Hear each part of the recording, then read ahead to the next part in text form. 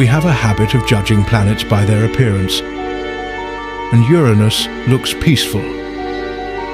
A pale blue-green marble, smooth, quiet, almost featureless. Drifting alone in the cold outer reaches of the solar system, it does not have Jupiter's violent storms. It does not have Saturn's dramatic rings. It does not erupt like Io or churn with methane rain like Titan. It just floats, silent and still, like something that has given up. But that stillness is a lie. Uranus is not peaceful. Uranus is broken.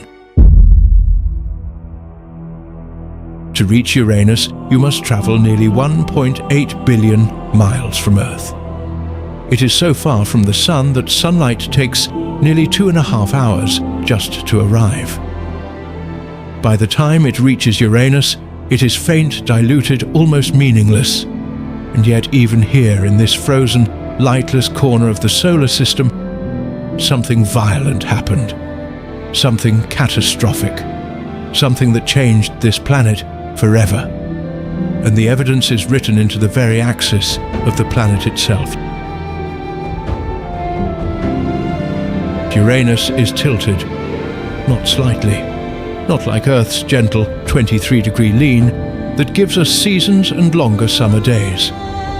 Uranus is tilted at 98 degrees. It does not spin upright like every other planet in the solar system.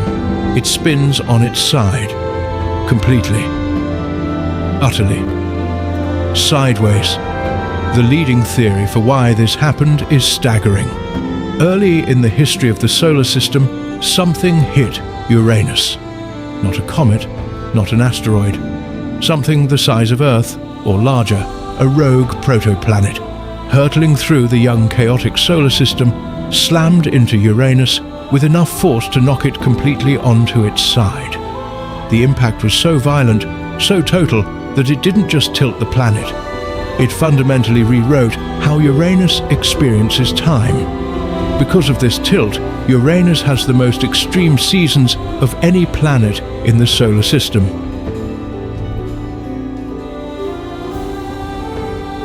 Each pole spends 42 years in total sunlight, then 42 years in total darkness.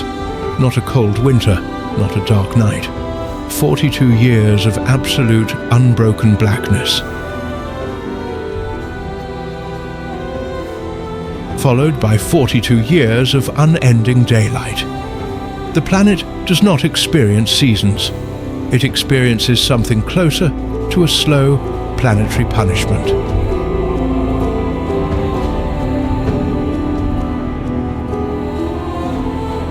But the tilt is only the beginning, because Uranus is not just tilted, it is cold, colder than it has any right to be.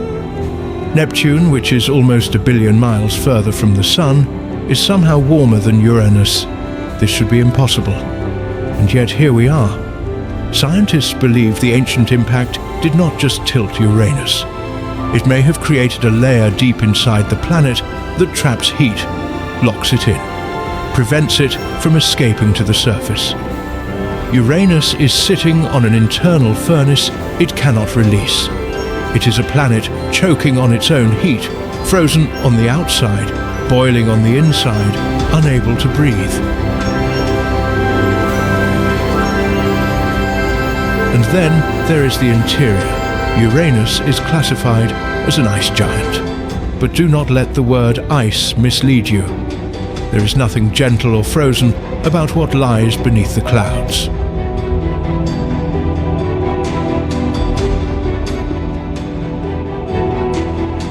Below the outer atmosphere is a dense, scalding slurry of water, methane, and ammonia. Not frozen, superheated, compressed under pressures so extreme that the methane itself begins to break apart. Carbon atoms are ripped from their molecules and crushed together under millions of atmospheres of pressure. Scientists believe this process literally rains diamonds deep inside Uranus.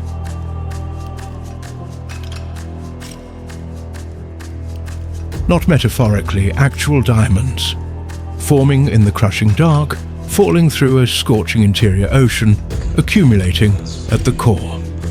Uranus may contain more diamonds than any other object in the solar system, and it keeps them buried under a hell nothing will ever reach.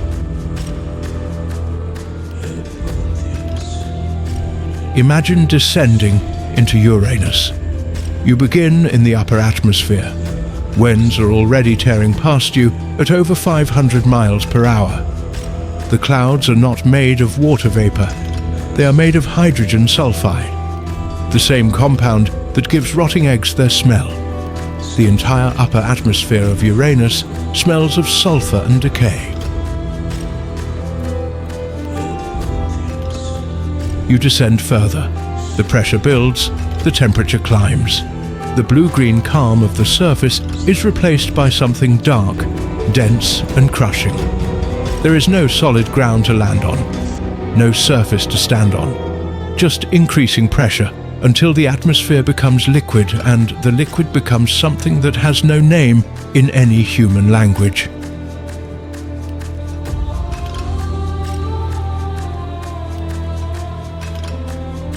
Above all of this, Uranus has rings, 13 of them. They were only discovered in 1977, because unlike Saturn's bright, icy rings, Uranus's rings are dark, almost black, made of some of the darkest material in the solar system.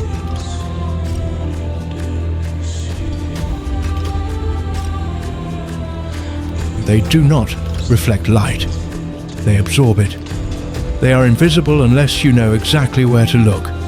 A planet that hides even its own rings. And then there is the magnetic field. Every planet with a magnetic field generates it from its core.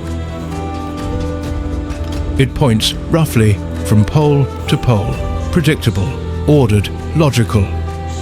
Uranus does none of this. Its magnetic field is tilted 60 degrees from its rotational axis. And it does not originate from the center of the planet. It is offset, lopsided, generated from somewhere inside the mantle rather than the core.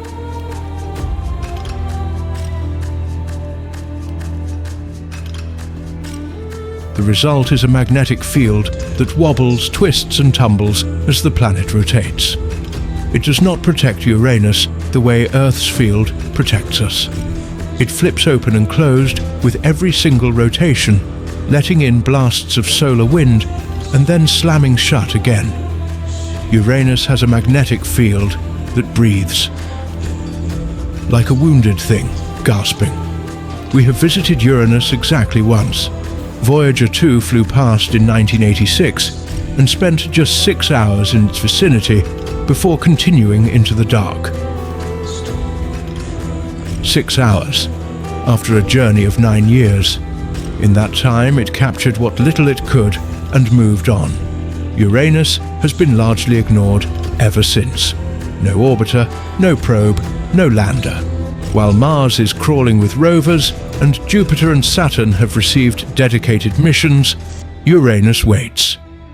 Unvisited, understudied, misunderstood, the most overlooked planet in the solar system.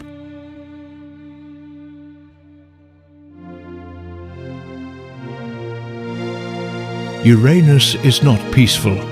It is a planet that was violently assaulted in its infancy and has never recovered.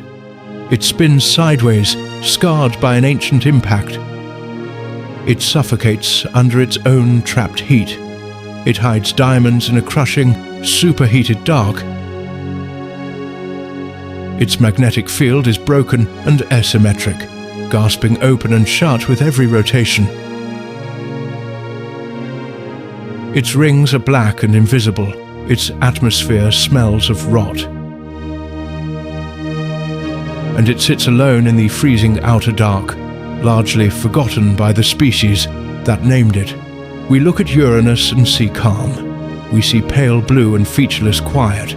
But what we are actually looking at is a survivor, a world that took the worst the early solar system could deliver and kept spinning, tilted, broken, cold, silent, but still here, still moving, still keeping every one of its secrets buried where nothing will ever find them.